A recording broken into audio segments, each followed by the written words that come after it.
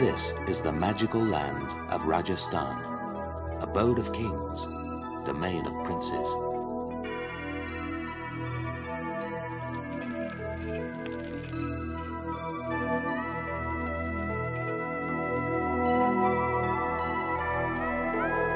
Once upon a time, and for 1,000 years or more, these desert sands ran red with the blood of the mighty Rajput warriors. This was a land of myths, a land of legend, of fairy tale palaces and hilltop forts, of Maharajas weighed in gold, who commanded their dreams to become reality in a land of poverty, famine, and drought.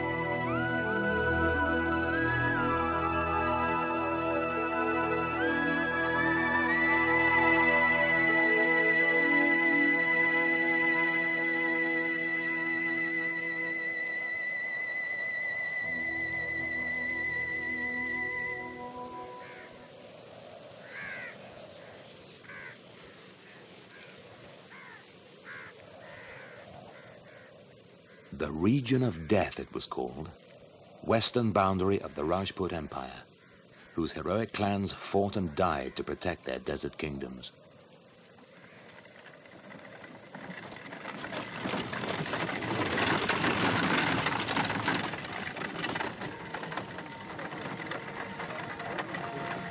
To the north, the Kuchawas of Amber, and here in Jodhpur, the Rathors, fearless horsemen of the desert, who pledged themselves to a code of chivalry and honor that presaged the medieval knights of Europe by 5 centuries.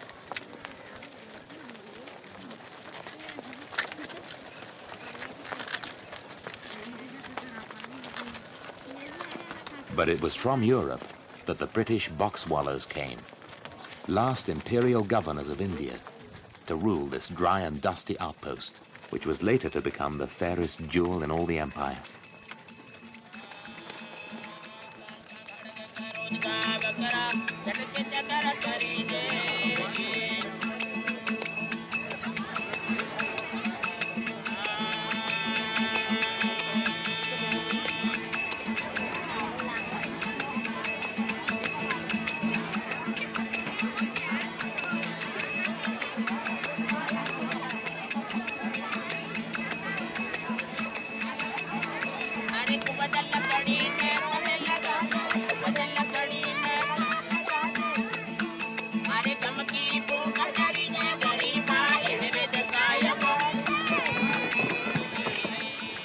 So formidable was the reputation of the ruling Maharajas that the British found it politic to share their colonial power. They entered into treaties of perpetual friendship, a unity of purpose, and together they ruled the princely states of Rajasthan.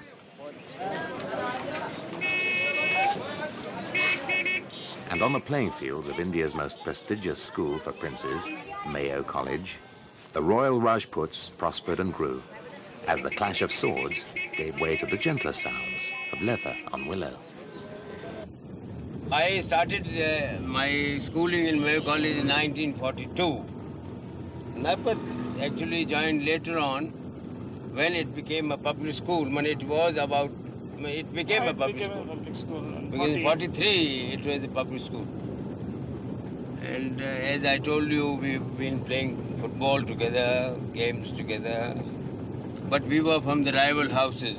So whenever there used to be a competition, it used to be a competition of its own kind. Kill, die, do anything, but you must win the competition for your... Because we were divided into 2 colors, the reds and the greens. So I belonged to the reds, he belonged to the greens.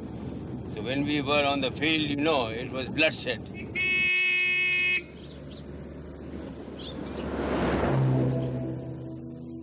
Umaid Bhavan, the royal palace of Jodhpur. Built by some quirk of regal logic as a famine relief project. And in 1890, another famine project brought to Jodhpur a different world, a modern world, the railway.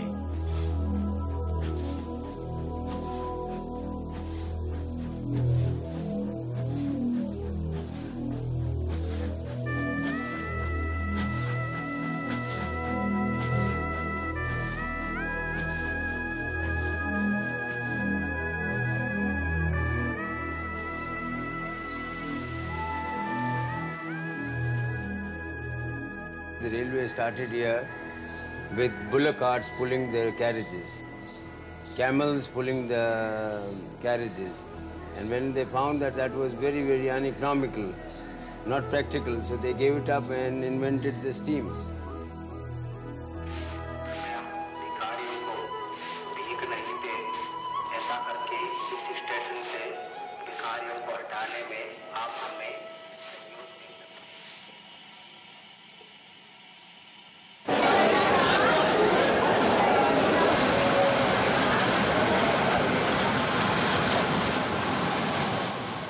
The miracle of the Maharaja's railway was and still is the only direct route from here to the state capital, Jaipur, 250 miles down the line.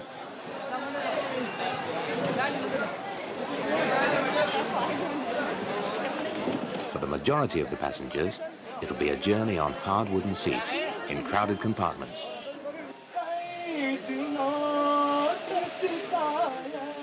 For the wealthier passengers, the luxury of electric fans and freshly clean seats befitting the carriage of royalty.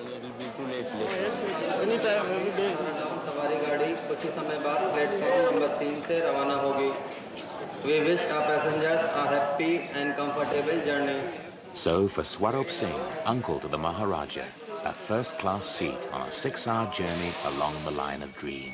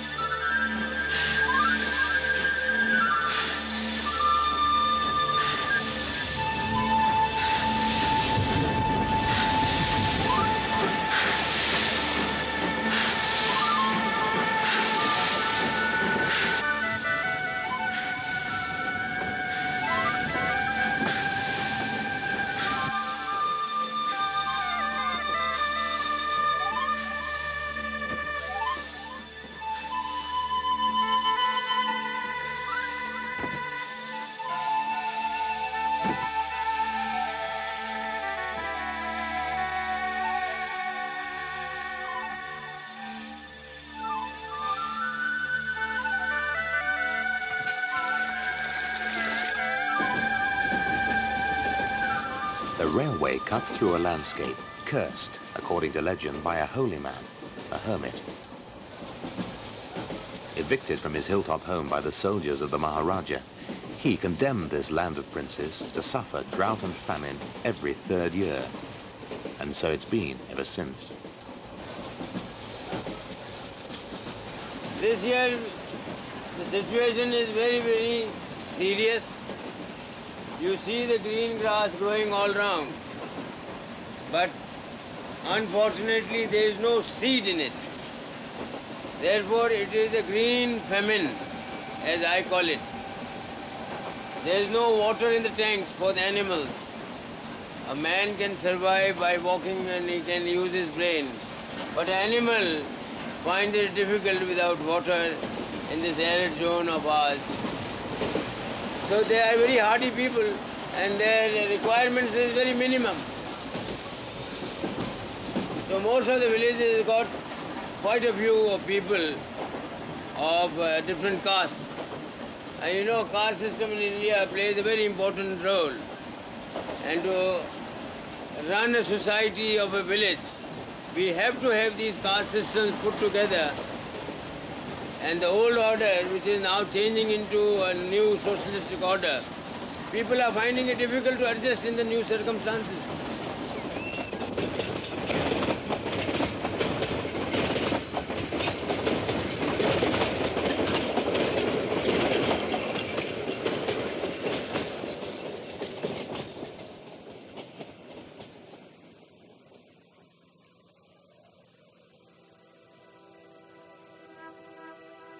The plains of Mehta in the desert principality of Marwar, some 25 miles from Jodhpur.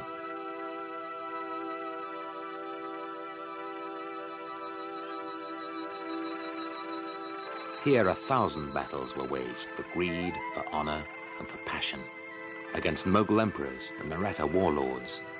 The courage and spirit of the Rajput knew no equal.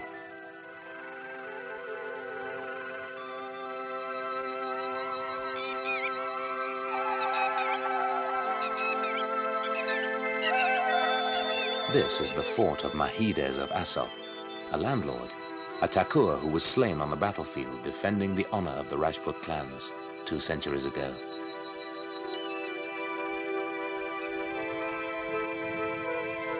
The memory of that day lies buried with Mahides in the family mausoleum, a forgotten hero in the space between 2 stations.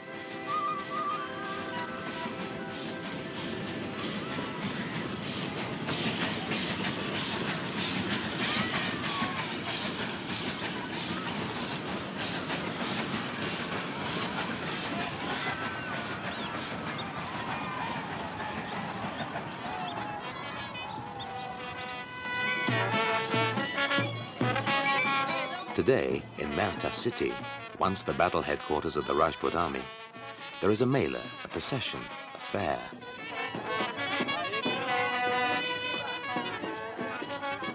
But the celebration is of older heroes, epic heroes, whose exploits are detailed in the myths and legends of the ancient Hindu poets. But on the billboards and hoardings are the faces of the new heroes, the modern heroes of the cinema. They are the new living legends who trade in dreams, their romantic adventures fueling the casual chatter of a million roadside chai shops.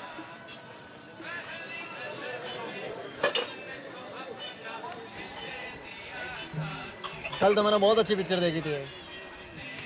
बोल कौन सी picture? वो यार है ना जानी दुश्मन। बहुत अच्छी एक्टिंग और बहुत अच्छी शानदार पिक्चर है यार। डर लगता है यार वो इससे चलेगा, पिक्चर में चलेगा। इस पिक्चर में एक गाना बहुत बढ़िया है। वो गाना है ना वो तेरे हाथों में पहना के चूड़ियाँ। कल देखेंगे यार इसको। गाने 2-3 बहुत टॉप हैं। तो अभी तो गाड़ी में भी टाइम है, अभी चाय तो पी के जा। कहाँ टाइम है, बस गाड़ी टाइम हो गया। अरे यार बस ये सब गड़बड़ हो गई। जाना यार, जा आजा सेठ साहब, एक पान तो लगा दो। इलायची सुपारी पेपरमेंट इमाम का। For this 12-year-old boy, the latest movie must take second place to the real business of the day, and an appointment with the train. At Merta Road Station, the day-tripping villagers gather for the arrival of the train. Their pockets mostly empty, their imaginations filled with the special magic of a small-town fair.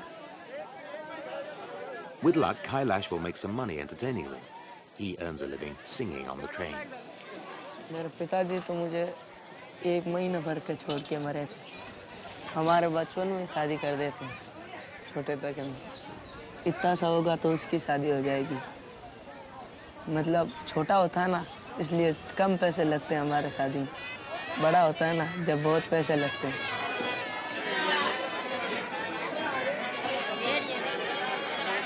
गाना picture में सीखता हूँ, 1-2 और picture में चले जाते हैं, फिर वो देख लेते हैं कि ये गाना गाने लायक है, तो उस गाने को याद कर लेते हैं। लगता है ऐसे देखते हैं भाई ये हीरो है, तो हीरोइन के साथ प्यार करता है, ये लड़ाई दंगा करता है, दारू पीता है, तो ऐसे अपन भी मतलब दारू पियेंगे, ऐसे गाने गाएंगे, इसकी डिजाइन से गाड़ी में गाने गाएंगे। ये भी चढ़ता है गाड़ियों में, ऐसी एक्टिंग करेंगे, ये एक्टिंग करता है जैसे अपन भी करेंगे।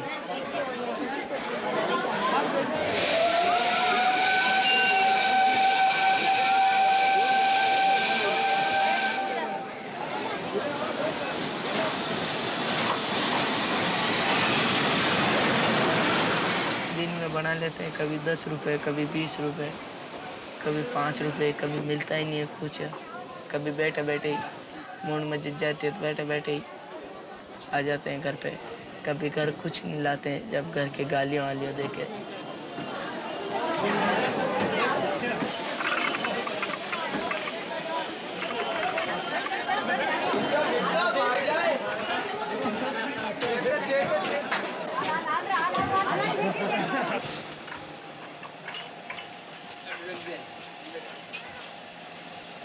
There was a time not so long ago when a member of the royal family like Swarup Singh would have travelled this route without question of payment. This, after all, was a royal train, owned like the station, the line, and the people, by His Supreme Highness, the Maharaja. It was said that when the royal houses of Jodhpur and Jaipur were joined in marriage, the entire line was lit by torchlight, and at little stations like this, they would stop to feast and dance.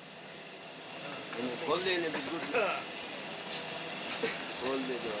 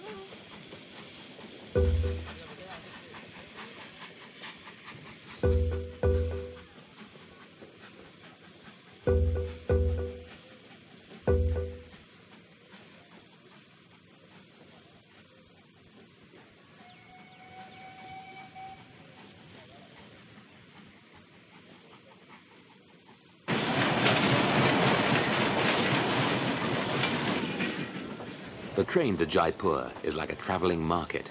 There's money to be made, in small amounts.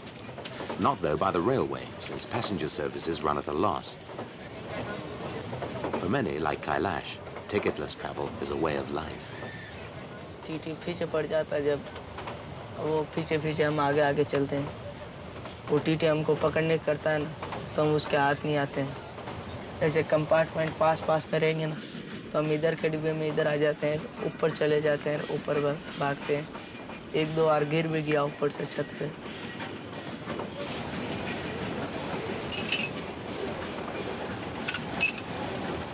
Whether you're singing songs or shining shoes, ticketless travel in India is still a crime.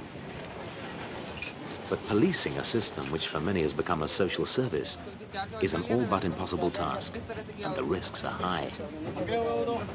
दोनों कूदे एक ने तो जम दिया था वो मैंने भी देखा था उसने कूद गया था वो गाड़ी में से बिल्कुल आदमी मर्दों से ऐसे ही हो रहा था वो मर जाते हैं कट जाते हैं बगैर टिकट वाले गिर जाते हैं फिर मर जाते हैं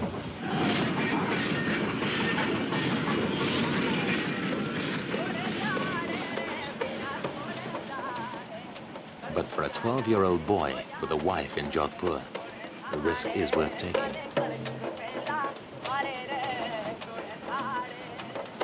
With a captive audience, Kailash begins his repertoire with a satirical Marwari folk song, Kalyug, the age of iron and breakdown.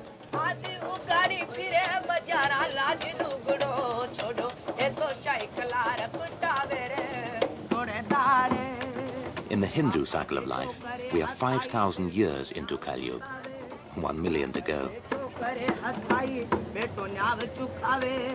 राखी डोरारी बहन बना के पर्दे पाप गमावे ते तो डूब कनी मर जावो रे थोड़े धारे और बूढ़ा बाप ने रोटी ना देवे नि तो ठेराड़ मचावे बूढ़ा बाप ने रोटी ना देवे नि तो ठेराड़ मचावे मरिया बच्चे तो मुछ मंडावे नो मन का निकलावे ए तो माते पुका पाड़े रे थोड़े धारे आलियो खुश रहो रवाज रहो चाहे दिल्ली रहो चाहे अहमदाबाद रहो हर खुशियार महफिल आपके लिए छोड़ दो चारना आठाना हमारे लिए खाना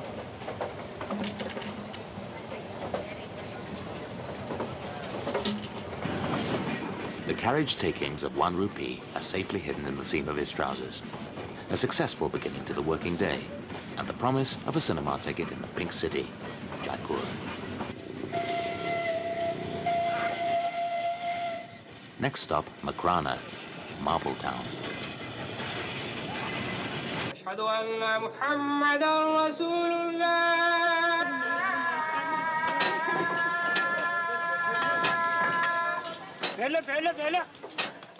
The marble quarries of Makrana are renowned throughout India.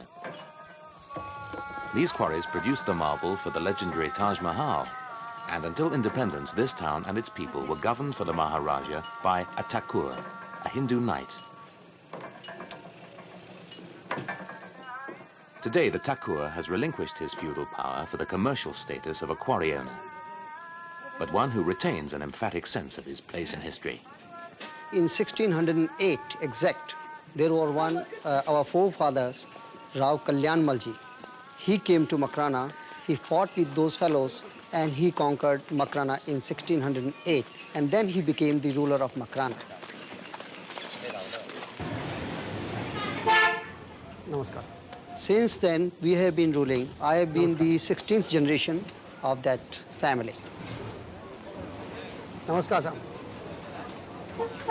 At present, we have got very good connections with the people, and because we were the rulers from olden times, so everybody respects us. Namaskar.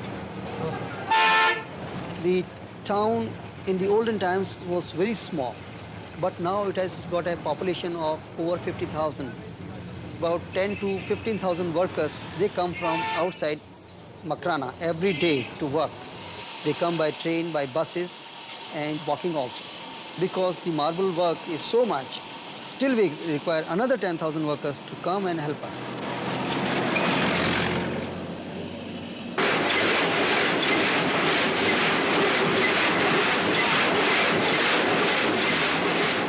Marble business is all over India. We can even supply all over the world. But at present, we don't have the latest machinery.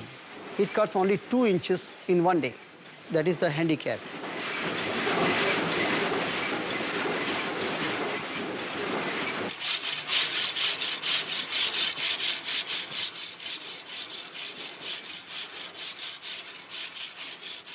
Once, Makrana's marble could only be found resting in the palaces of kings or the temples of the gods. Now, the middle classes help keep the order books full, and the Thakur's quarries are rarely still.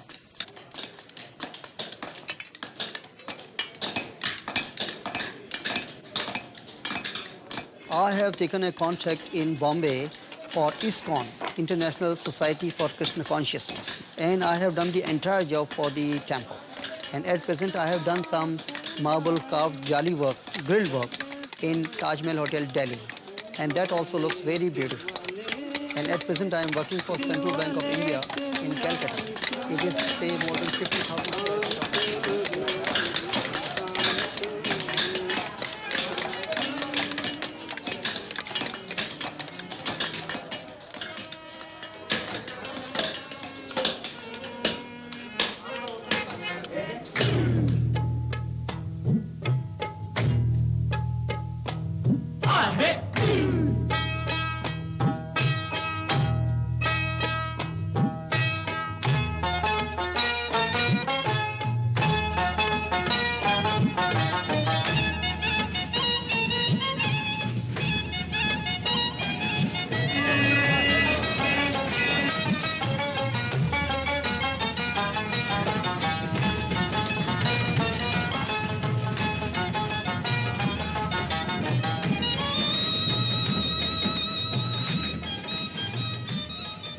As the train pushes northward along this little line, the desert landscape is transformed into the great salt lake of Sambar, a miracle of nature, and the natural border between 2 ancient clans.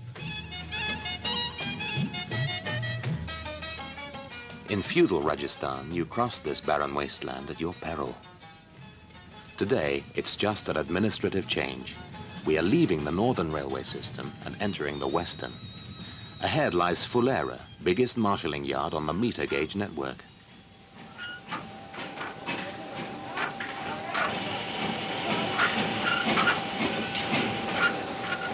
The British had laid the foundations of what is now the greatest railway system in all Asia. For those with an aptitude for the new technology, the railways offered a career.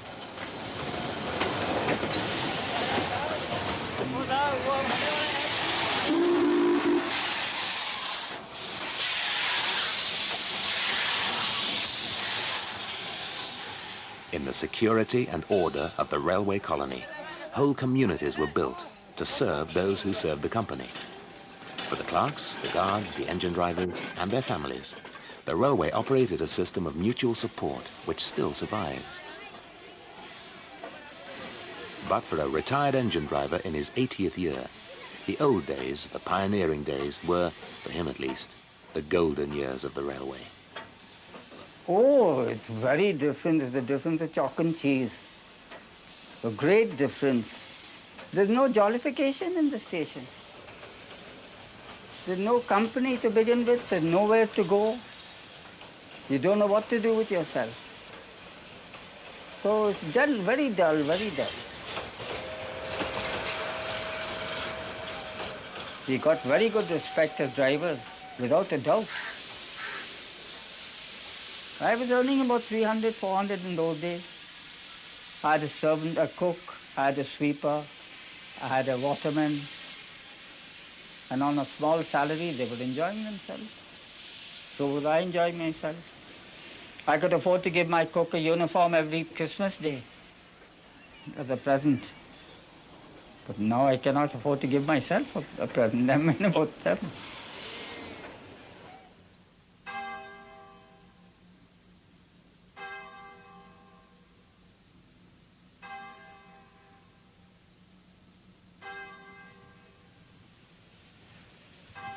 In the olden days, oh, the whole jing-bang lot used to come. We used to all meet at the church here and go home together, gassing and laughing and talking and moving about, then diverting to our place, homesteads. I cannot express that feeling in those days to now. Now it's absolutely gone down. I look back to those days as like a dream, just like a dream.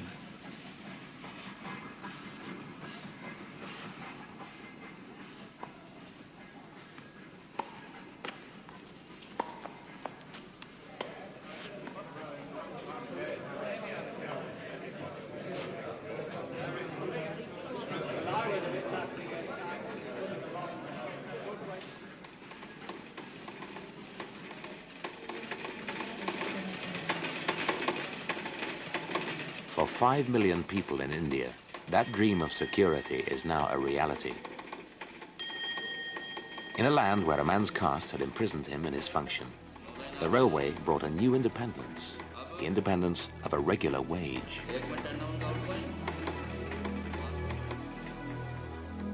And on the railway platform at Fulera, another railway employee awaits the arrival of the Maruda Express.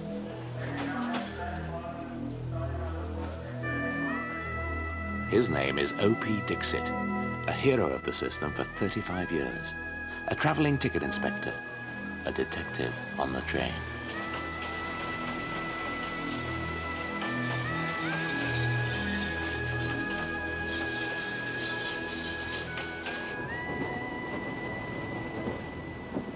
From the very childhood of mine, I had been interested towards the detectiveness. And I played so many dramas and all these things in the nature of the detection. And when I became an adult, I joined the railways only with the idea that I may have a job of a detective. Then I was selected as a TT. And now I'm working as a chief ticket inspector over the railways, detecting the ticketless travelers, irregular ticket travelers, and cheaters who just generally cheat the public and the administration as well. I gave the highest earnings, and you will be surprised to know that I have also performed my duties in disguise. As for example, I may tell you that this time I'm in the hat. And now as for this thing, keeping like that, now I am like that, become Pathan.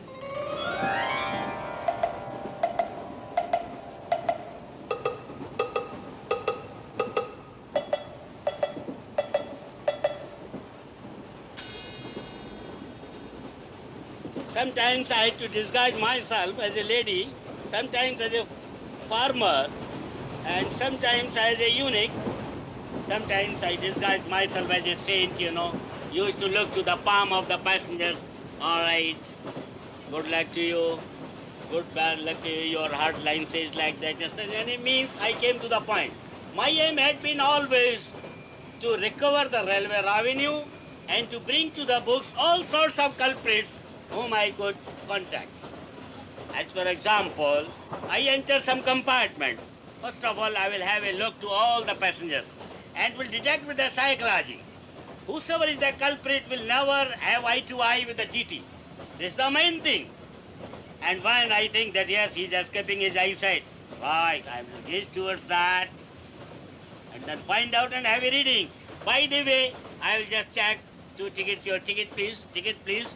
Hurry up and reach to that same gentleman so that he may not escape away by that time.